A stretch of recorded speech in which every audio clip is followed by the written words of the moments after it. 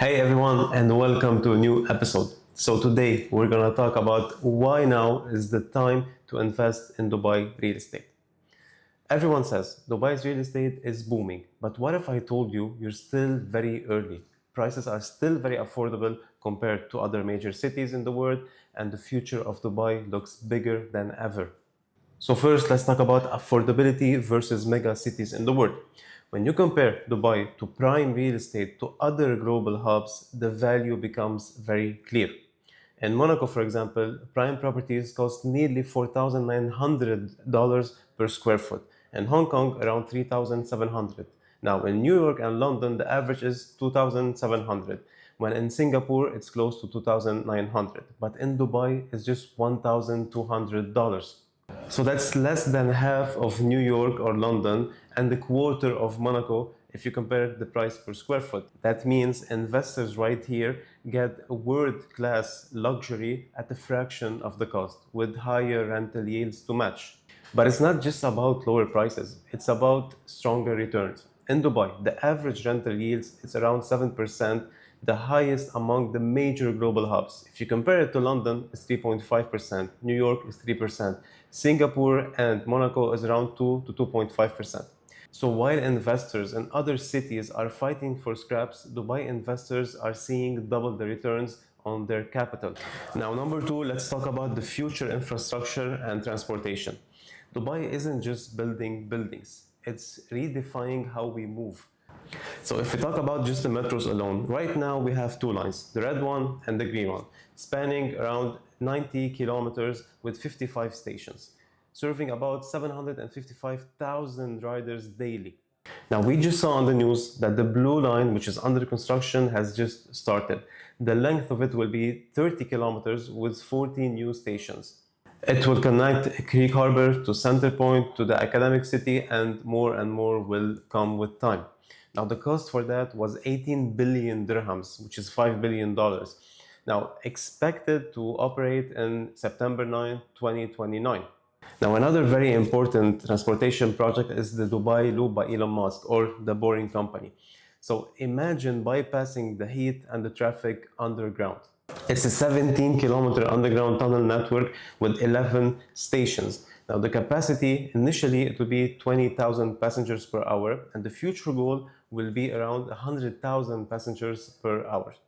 And of course, we all saw on the news the flying taxis, the wow factor. It's clean, it's quick, it's futuristic and easy. Now, the launch time for this one is expected to be by 2026. Of course, it will be controlled by the RTA, and the speed of it will reach to 300 kilometers per hour.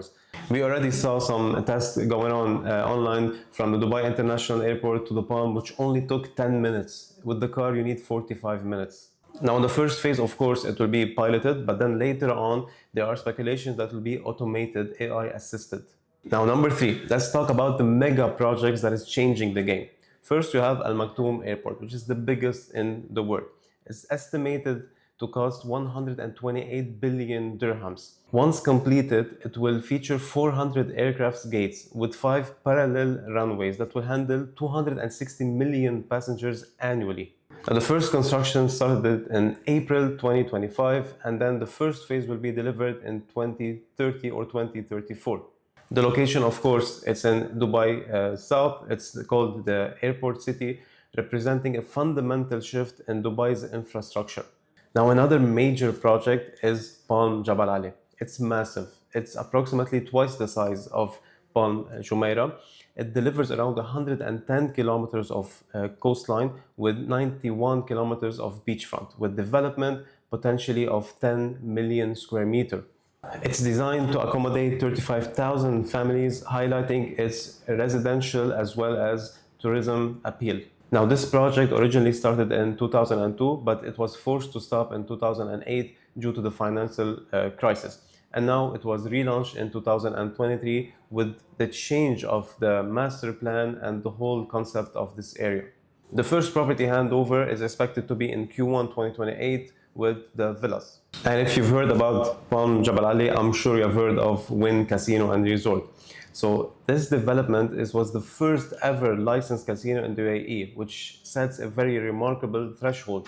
Now, it's going to be in Ras Al Khaimah, and it costed already $5.1 billion. Now it's expected to open in 2027. So just imagine, instead of you traveling somewhere else, you can stay here in the UAE and then take a short trip of 50 minutes and you can reach Ras Al Khaimah from Dubai. Right now we know that there's 1,542 hotel rooms with 22 private villas planned. The casino space approximately is 20,900 square meter. Of course, it will feature also F&Bs and more entertainment. The construction is about 55% completed up to level 26. Number 4, let's talk about visas, because long-term residency is a major level for investment confidence. Now, when we talk about golden visas alone, we saw a remarkable spike from 47,000 in 2021 to 158,000 residents in 2023. Now, if you want to talk about the categories of the golden visas, it was 40% investors in real estate, of course, 22% of banking and finance professionals, and 38% for tech and climate experts. We also saw new categories being added in 2025, for example, like nurses with 15 years of experience, private school teachers, creative professionals like digital creators and filmmakers and social media influencers, and of course the latest one, it was gaming and esport pros under the Dubai program for gaming 2033. Number 5, let's talk about two silent but powerful advantages, which are safety and tax policy. When we talk about safety, you have to know that UAE overall safety score was 84.5, making it the second safest country in the world. And what drives the safety is the high visible and modern law enforcement, with over 30,000 Dubai police personnel using AI, smart cameras, and real-time surveillance systems. Also, strong legal framework with strict zero-tolerance policies for serious crimes, often carrying severe penalties. And this is what's attracting the investors. It's not just about investing overseas in a country. It's about me bringing my family to this country, enjoying the lifestyle while I know that my loved ones and my close ones and families are safe.